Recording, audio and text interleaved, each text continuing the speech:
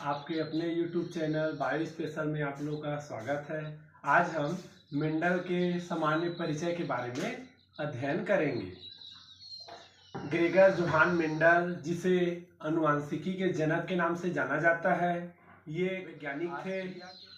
ये मैथमेटिक्स के प्रोफेसर थे और ऑस्ट्रिया के ब्रून नामक स्थान के चर्च के पादरी भी थे, जिसे ऑस्ट्रियन मंक बोलते हैं। मंक मतलब होता है पादरी, और ऑस्ट्रियन मतलब ऑस्ट्रिया देश है, वहाँ के ब्रून नामक स्थान के चर्च में क्या थे, पादरी थे। और ये मैथमेटिक्स के प्रोफेसर थे, लेकिन इनको बागवानी में बहुत ज़्यादा रुचि थी। इनका जन्म 22 जुलाई 1822 को हुआ था और इनकी मृत्यु जो है 1884 में किया, जिसे हम मेंडेलियन लॉ के नाम से जानते हैं। इस लॉ को लाने से पहले या प्रयोग करने से पहले ये जो है यूरोप टूर पर गए थे, और यूरोप टूर पर जब गए थे तब वहां से उन्होंने मटर की 64 वेराइटी को कलेक्ट करके लाया था और उसके 22 वेराइटी पर एक्सपेरिमेंट किया था। और इसी एक्सपेरिमेंट के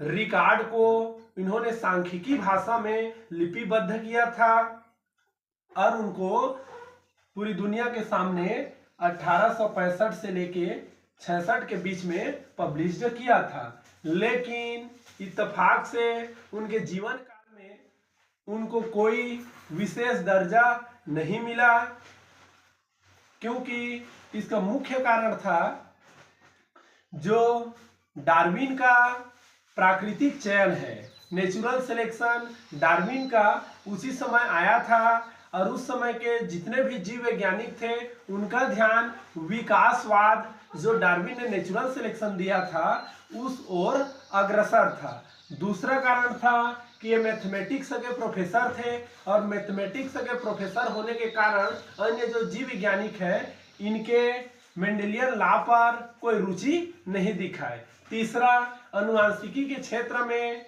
इस प्रकार का ये पहला एक्सपेरिमेंट था, जिसके कारण जीव वैज्ञानिक जो वैज्ञानिक है उनको कोई दिलचस्पी नहीं दिखी।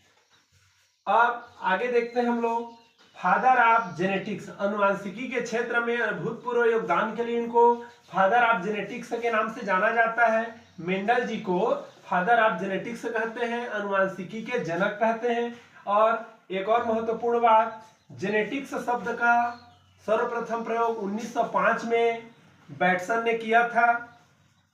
फादर ऑफ मॉडर्न जेनेटिक्स, आधुनिक जो जेनेटिक्स है इनके जनक बैटसन को कहते हैं। और फादर ऑफ एक्सपेरिमेंटल जेनेटिक्स, जो एक्सपेरिमेंटल जेनेटिक्स है इनके फादर TH मॉर्गन को कहते हैं, थॉमस हंट मॉर्गन को कहा जाता है। इसके पश्चात ये तो हुआ, फिर 1884 में मेंडल जी का डेथ हो गया। इसके 35 वर्षों तक इससे आगे आनुवंशिकी के क्षेत्र में कोई विशेष कार्य नहीं हो पाया। फिर 1900 में 3 अलग अलग देशों के वैज्ञानिक, हॉलैंड के वैज्ञानिक ह्यूगो डी व्रीज, जर्मनी के वैज्ञानिक कार्ल लॉरेंस और ऑस्ट्रिया के वैज्ञानिक इरिक वान शेरमार्क थे, जो 1900 में मेंडल के नियमों को पूरी दुनिया के सामने लाए और बताया कि मेंडल ने जो नियम दिया था वो बिल्कुल सही था, क्योंकि ये सभी वैज्ञानिक अलग अलग देशों में कार्य कर रहे थे और मेंडल के नियमों को ही उन्होंने क्या किया, प्राप्त किया।